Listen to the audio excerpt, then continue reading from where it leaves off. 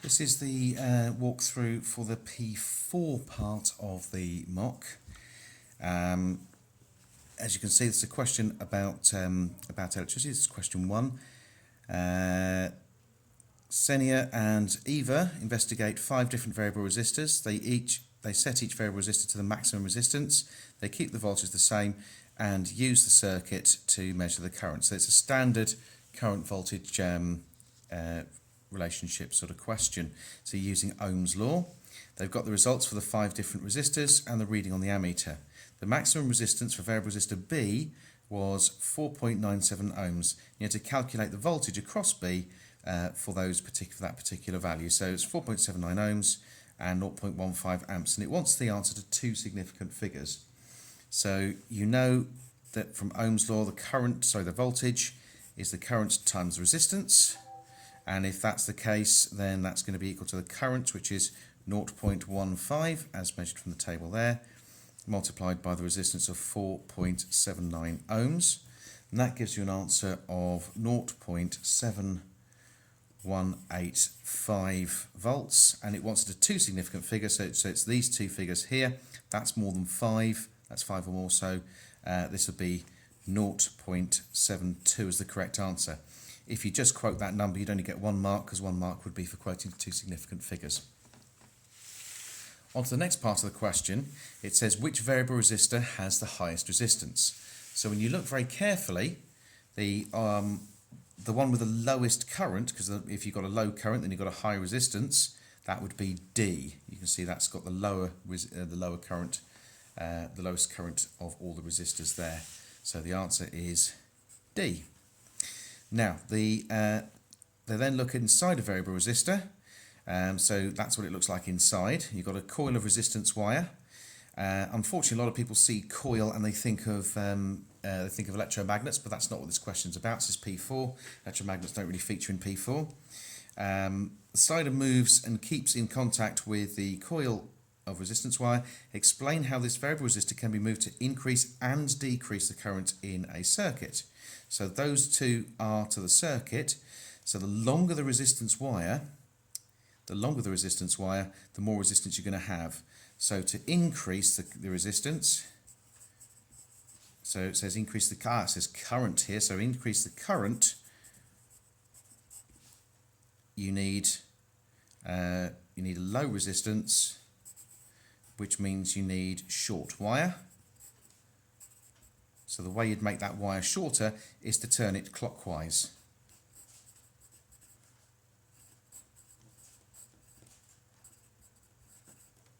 Turn it clockwise, and then it says to decrease the current as well. So you've got to say exactly the same thing, really. So to decrease the current,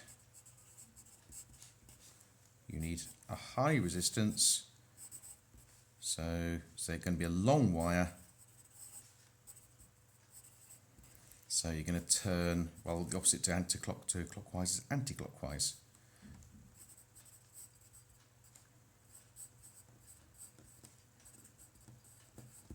And that's question 1.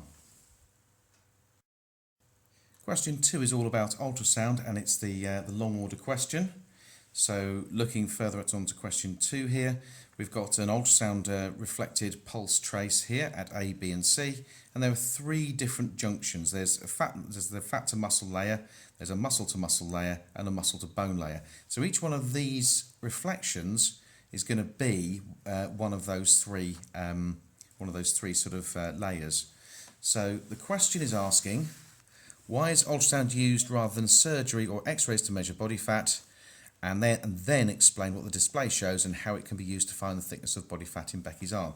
So let's start with the first question, which is, why is ultrasound used rather than surgery, and why is it used rather than x-rays? So that's 2 separate questions. So the first one is the fact that x-rays only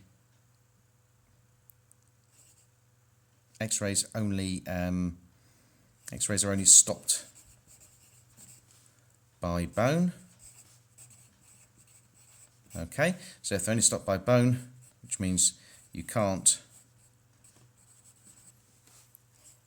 see fat or muscle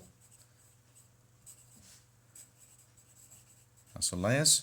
Also, X-rays are ionizing. ultrasound is not.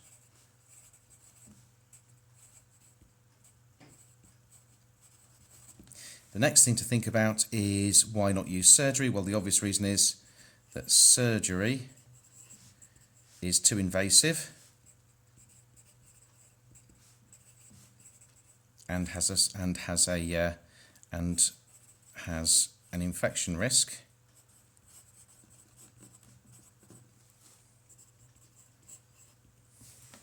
And the last part then says, explain what the display shows and how it can be used to find the thickness of body fat in Becky's arm. So what the display can be used for is, you know, the display shows the reflected ultrasound pulses at A, B and C, which is A is the fat muscle layer, B is the muscle layer, and C is the muscle bone layer. So if you've got the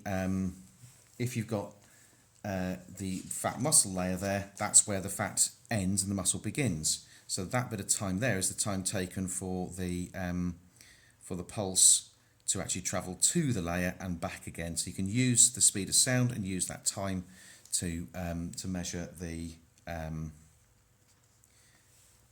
you can use that distance to measure the width of the fat muscle layer. Okay. So what we say first of all is A, B and C show reflections of the ultrasound waves.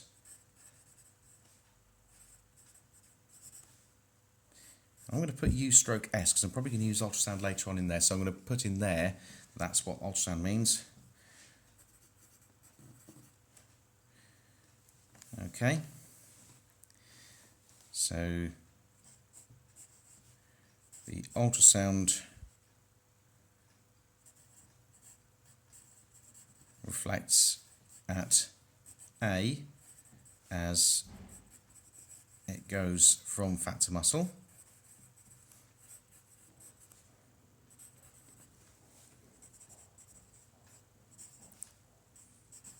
B as it goes between two layers of muscle.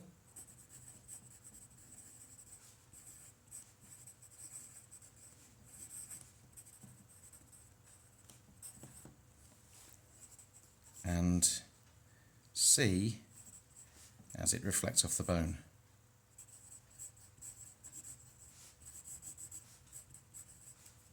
So whenever there's a change in density, the ultrasound will reflect. Now the last part says how it can be used to find the thickness of the body fat in Becky's arm. So you're looking at where the fat's going to end. The fat's going to end about there, which I make to be about somewhere between 6 and 7 millimeters. So we then say peak A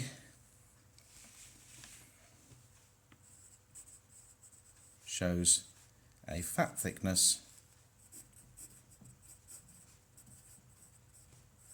of 6 to 7 millimeters. Okay, the graph hasn't got a precise scale on it, so that should do it. Right, so this is now a question about dating leaves. You've got relative dating and absolute dating. Now, relative dating is really looking at fossils, whereas absolute dating is looking at using carbon-14.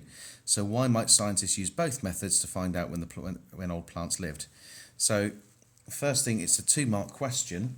So what it's really looking for is what we use absolute dating for, what we use relative dating for, and then sort of the idea that both methods can be used to obtain a reliable value. So relative dating is for fossils.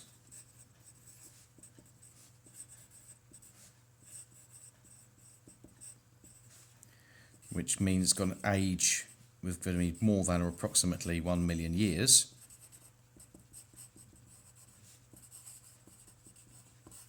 Okay, and the carbon dating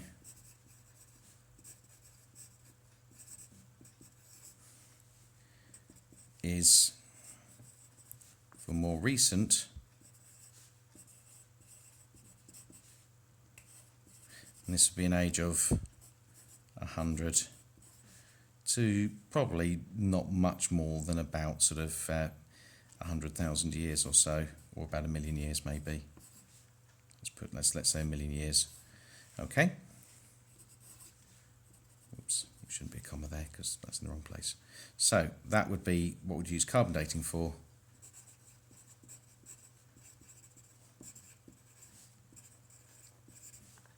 Both can be used together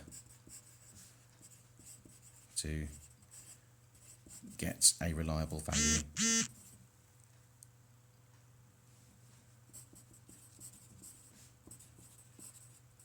Okay, and that should just about do it. The next one I thought was a bit of a tricky question, this one. It says another method uses radioactive dating of rocks by calculating the ratio of two metals in the rocks. One of the metals is uranium. Now the clue is here, we've got lots of different materials here. The other metal is basically the uranium's decaying, so you're looking for one of these that's going to have a nice stable isotope. Well, I know for a fact that lead has nice stable isotopes, so that's the one I'm going to choose, lead. That's question 3. Question number 4. Radiation comes from the nucleus of an atom that is unstable. The first question tells you what an alpha particle is. It's a helium nucleus. The beta particle, you've got to choose your best answer. So which one is it? It is an electron, but it's actually a fast-moving electron. So that's your answer.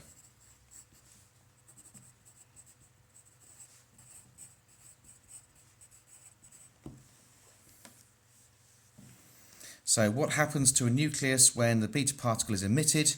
As we're looking here, so what happens is if we're emitting a beta particle, it's when a neutron becomes a proton. So the mass number is not going to change, and he's going to have one fewer neutron and one more proton. So it's these two. The next part is a balanced decay equation. So if you've got americium 241, you know helium, something you have to know is that it has a mass number of 4 and a charge of 2, relative charge of 2, and that the numbers are balanced.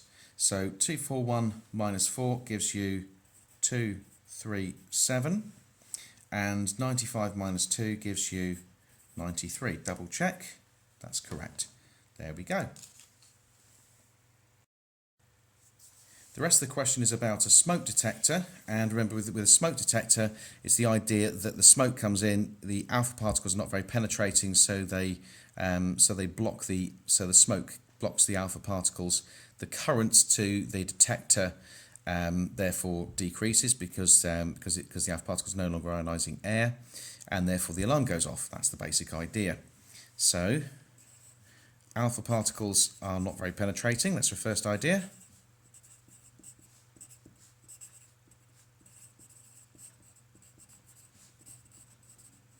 Okay,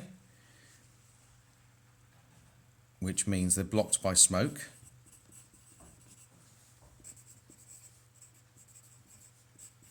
Okay, the second mark would be for then explaining how it sets the alarm off. So the current in the detector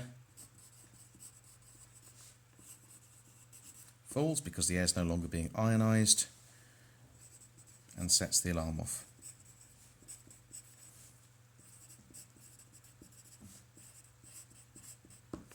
And there's your answer.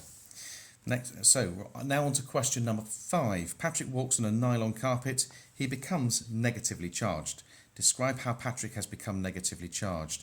Well, the idea is that his shoes rub on the carpet.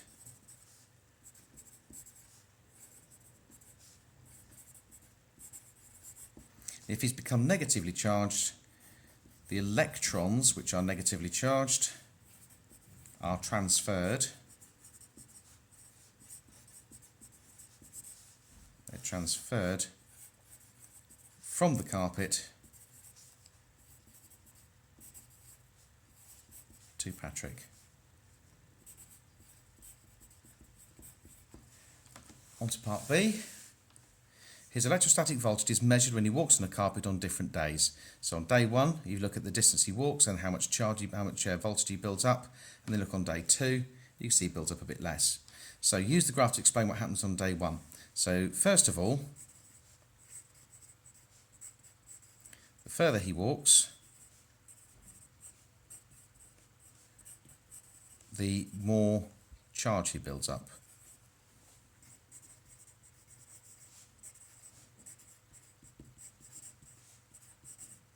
So the further he walks, the more charge he builds up. That's a buzz again. The more charge he builds up, but then we want this 2 marks, so we want to say a bit more. So what we're going to do is we're going to comment on the fact that it's a curve. So what I'm going to say is, as he walks further,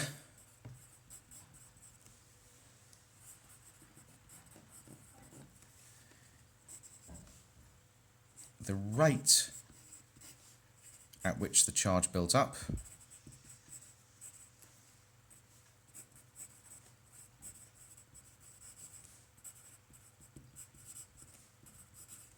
decreases. So although the charge is still building up, it's decreasing at a slower rate. Sorry, it's increasing at a slower rate, I should say. So the rate at which it's building up decreases. I'm going to make that clear to the examiner by underlining that key word that it's the rate, because I reckon that's what they're really after. Then for 1 mark, suggest what is different on day 2. Well, on day 2, he's not building up as much charge. He's walking the same distance. It could be that he's got different shoes on. It could be the weather. It could be that he's picking up his feet a bit more because he's not scuffing his feet, because if he's not scuffing his feet, he's not rubbing. So I'm going to go for day 2 might have been humid.